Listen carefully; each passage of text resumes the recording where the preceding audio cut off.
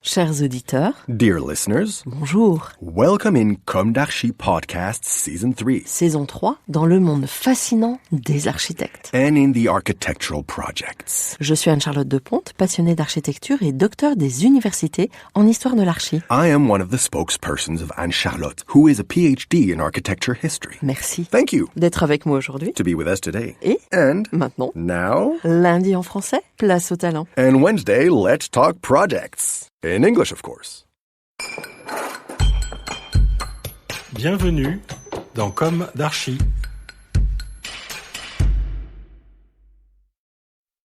Chers auditeurs, ravis de vous retrouver aujourd'hui en compagnie de Laure Mériot, architecte associée et présidente de l'atelier 234, et Florian Luneau, urbaniste associé de cette agence d'architecture qui figure parmi le top 15 des agences françaises au classement de la revue DA. Classement par chiffre d'affaires. C'est bien ça ? C'est tout à fait ça. Bonjour, tout d'abord, Laure et Florian. Bonjour. Bonjour. Les ateliers 234 siègent au 234 de la rue du Faubourg Saint-Antoine, dans le 12e arrondissement de Paris. Ils sont issus de l'association Arène et Edekins, Bols et Rodriguez-Pages, Ma et Roux, et d'une fusion avec Faubourg 234. C'est pour ça, 2 ateliers qui s'associent après 3 et après 4. C'est bien ça. Tout à fait. Les ateliers sont orchestrés par 12 associés pour un effectif de 120 personnes environ. 2 implantations satellites internationales, l'une à Shanghai, l'autre en Guyane. Vous travaillez sur tout type de programme. La culture du collectif est très ancrée chez vous. Elle est même partie constitutive de l'ADN de l'agence. Alors on va un tout petit peu déroger à la règle de l'agence. Je vais vous poser des questions sur votre parcours, mais on va très vite revenir au collectif. Quels ont été vos parcours respectifs ? Quelle a été votre jeunesse ? Où s'est ancrée votre envie d'architecture ? Quelles ont été vos études ? Bien, merci pour ces questions. Je vais dire, moi, mon envie d'architecture, elle est née de façon assez soudaine, finalement. Je suis pas du tout issue d'un milieu d'architectes qui gravite autour du monde de la construction. J'ai, on va dire, 2 pôles comme ça qui m'ont donné envie de faire ces études.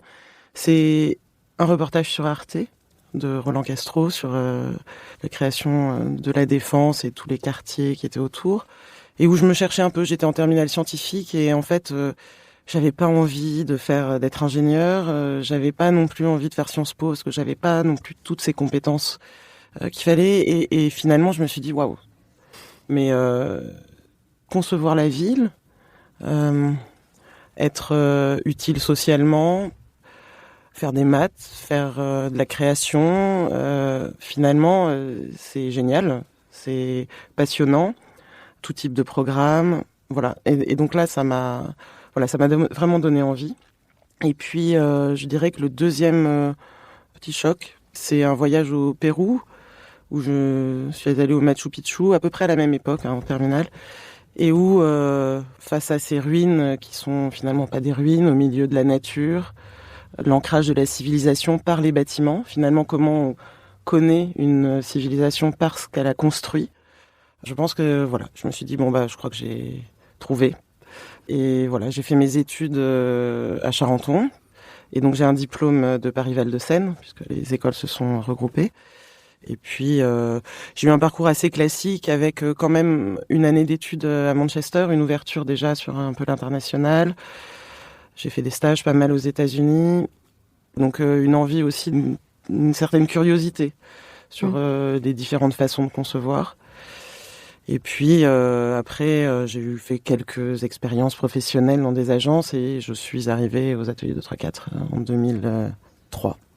Et l'empreinte de Siriani, parce que je crois que c'est très important chez vous. Alors, pour moi, pas trop, je dirais. Ouais. C'est ce qui fait un peu peut-être ma particularité, mais aussi la particularité, je pense, des nouveaux associés. C'est-à-dire que on n'est pas arrivé obligatoirement par des études qui sont les mêmes que celles de nos associés fondateurs, qui eux avaient vraiment créé un groupe pendant leurs études. Dans le prolongement de Uno. Anne Rouzet a eu un enseignement de Siriani. Mais moi, pas du tout. Donc en fait, je l'ai découvert avec les associés fondateurs et la transmission. de ces valeurs qui ont construit mon parcours professionnel, finalement, plutôt que étudiant. D'accord. Et à l'intérieur de l'agence, vous avez grimpé très rapidement ? Alors, j'ai eu la chance de pouvoir participer à des grands projets.